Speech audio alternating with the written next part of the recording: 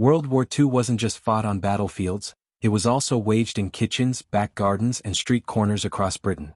For millions of civilians, daily life was transformed by a conflict that reached deep into their homes and routines.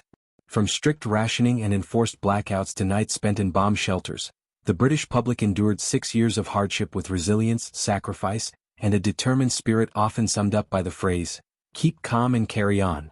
Rationing, making do with less. With German U-boats targeting supply ships, Britain faced severe shortages of food, fuel, and essential goods. To ensure fair distribution and prevent hoarding, the government introduced rationing in 1940.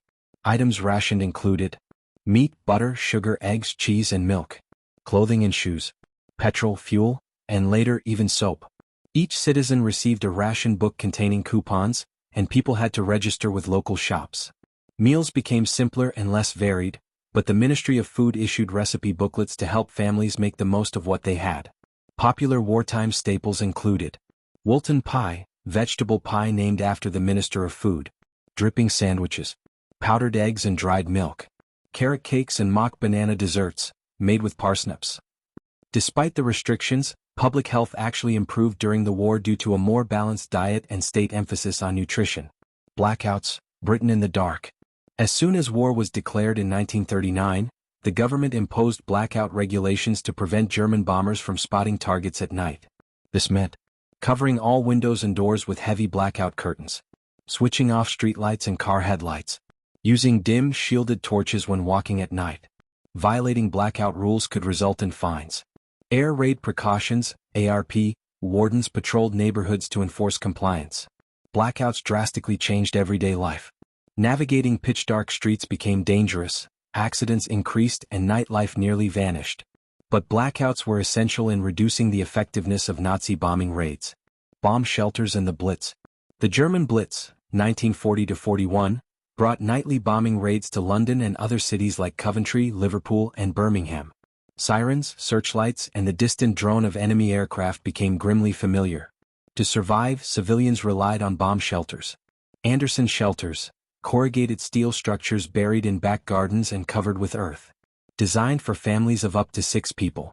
Morrison shelters, indoor steel frame tables used inside homes, safer for those without gardens.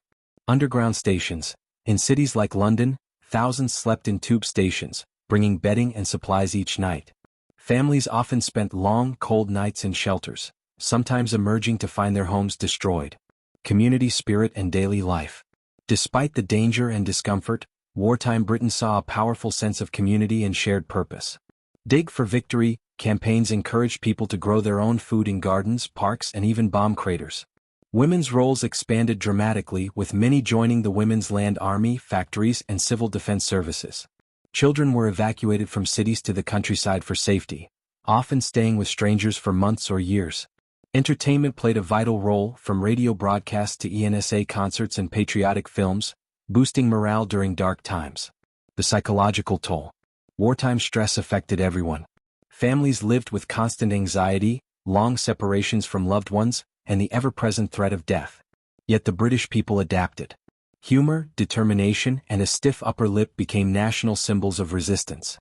Churchill's speeches, community efforts, and the appearance of royalty visiting bombed-out neighborhoods all helped sustain morale. The war's end and aftermath. Victory in 1945 brought joy, but not instant relief. Rationing continued into the early 1950s, and rebuilding bombed cities took years.